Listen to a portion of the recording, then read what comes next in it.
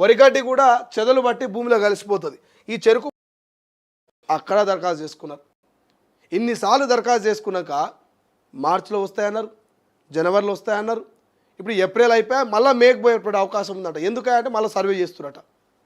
Pilot ప్రాజెక్టుగా మీ అందరికీ తెలుసు, పైలట్ ప్రాజెక్టుగా ఎంచుకొని ఒక్కో మండలంలో ఒక్కో గ్రామంలో గతంలో రైతు భరోసా ఇచ్చారు, కొత్త రేషన్ కార్డుల జారీకి సంబంధించి లిస్ట్ కావచ్చు, ఇట్లా కొన్ని సంక్షేమ పథకాలని పైలట్ ప్రాజెక్టుగా కొన్ని మండలాల్లో గ్రామాల్లో మొదలుపెట్టారు. సో అట్లా సర్వేలు నడుస్తూ ఉన్నాయంట. వచ్చే నెలాఖరుకు పూర్తి కానున్నటువంటి ఇంటింటి సర్వే పైలట్ గ్రామాల్లో 1.20 లక్షల కొత్త కార్డులు నడిస్తారు. ఇంకా కొత్త కార్డులు ఎన్నిసార్లు సర్వే చేస్తారు, ఎన్నిసార్లు దరఖాస్తు చేసుకోవాలి? ఇలా నిరుపేద కుటుంబాలే ఇవాళ దరఖాస్తు చేసుకునేవి.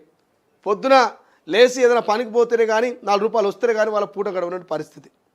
సో మీరు సర్వేల పేరిట, దరఖాస్తుల పేరిట, గ్రామ సభల పేరిట, ప్రజాపాలన పేరిట ప్రజల టైం వేస్ట్ చేస్తూ ఉన్నారు. ఇలా ప్రజని ఇలా మండల ఆఫీసుల చుట్టూ లేకపోతే సెక్రటరీల చుట్టూ సంక్షేమ పథకాల చుట్టూ తిప్పుకుంటా ఉన్నాయి రాష్ట్ర ప్రభుత్వాలు. గతంలో బీఆర్ఎస్ అంతే, ఇప్పుడు కాంగ్రెస్ అంతే. అరే ఇప్పుడైనా ఈ ఉగాదికైనా కొత్త రేషన్ కార్డు వస్తుందేమో అని చెప్పేసి కళ్ళలో ఒత్తులు వేసుకొని ఎదురు చూస్తూ ఉన్నారు నిరుపేద కుటుంబాలు. ఒక్కొక్కరికి పెళ్ళై 10 ఏళ్ళై పిల్లలై ఆ పిల్లలు కూడా ఇలా ఉద్యోగాలకో చదువులకో పోతున్నటువంటి పరిస్థితి.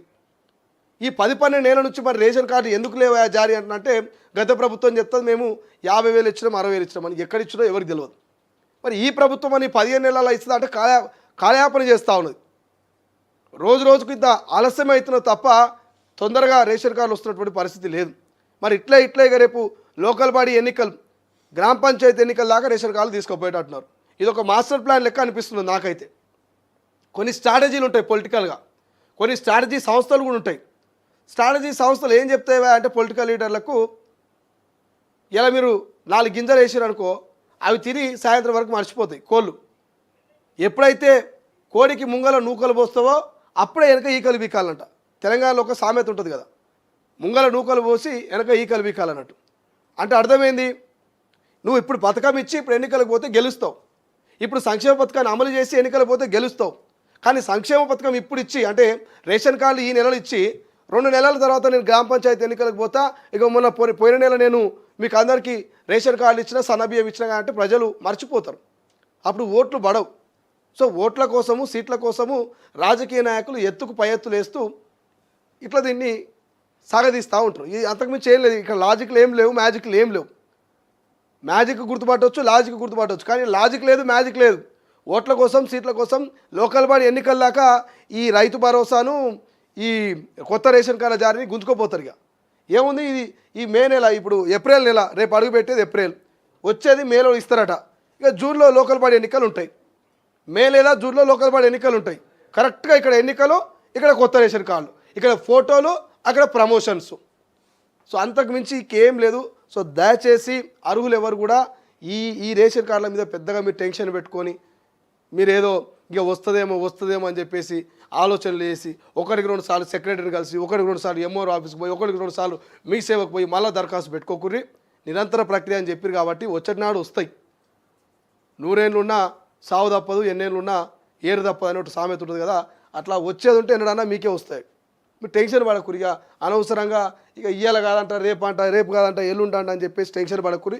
సో ప్రభుత్వాలకు కూడా రిక్వెస్ట్ చేస్తున్నాం, దయచేసి సంక్షేమ పథకాల విషయంలో ప్రధానంగా ఇవి నిత్యావసరం.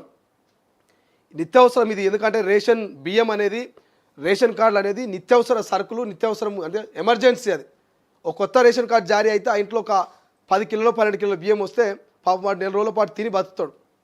సో అటువంటి విషయాల్లో మీరు లేట్ చేయొద్దు. ఇంకా వేరే ఏమైనా పథకాలు ఉంటే ఆపుర్రి. మహిళలకు 2,500 ఆపుర్రి, వద్దంటలే కొన్ని రోజుల పాటు. మీ దగ్గర బడ్జెట్ లేదనుకుందాం, ఫ్రీ బస్సు కొన్ని రోజులు ఆపినా కూడా ఆశ్చర్యపోవాల్సిన అవసరం లేదు. ఎందుకంటే గతంలో ఎట్లా తిరిగినో మాట్లా తిరుగుతారు. కానీ ఈ రేషన్ 10-12 ఏళ్ల నుంచి వాళ్ళు వెయిట్ చేస్తూ ఉన్నారు ఈ రేషన్ కార్డుల కోసం. ఇలా ఏ పథకాన్ని అమలు చేసుకోవాలన్నా, ఏ పథకానికి దరఖాస్తు పెట్టుకోవాలన్నా రేషన్ కార్డు. మీరు మొన్న పెట్టే యువ వికాసానికి రేషన్ కార్డు అన్నారు. రేషన్ కార్డు కావాలంటారు యువ వికాసానికి. ఇందిరా మిల్లు కావాలంటే రేషన్ కార్డు కావాలంటారు. రుణమాఫీ కావాలంటే రేషన్ కార్డు కావాలంటారు. సో ఇట్లా అన్నిటికీ రేషన్ కార్డు అన్నప్పుడు ఆ రేషన్ కార్డును ముందు ఇవ్వాలని మేము అంటున్నాం. ఎందుకు ఆ రేషన్ కార్డును లేట్ చేస్తున్నారు? అన్నిటికీ అవసరమైందని ఎందుకు ఆలస్యం చేస్తున్నారు? సో ప్రభుత్వాలు ఆలోచించాలి, ప్రజలు దానికంటే ఎక్కువ ఆలోచించాలి.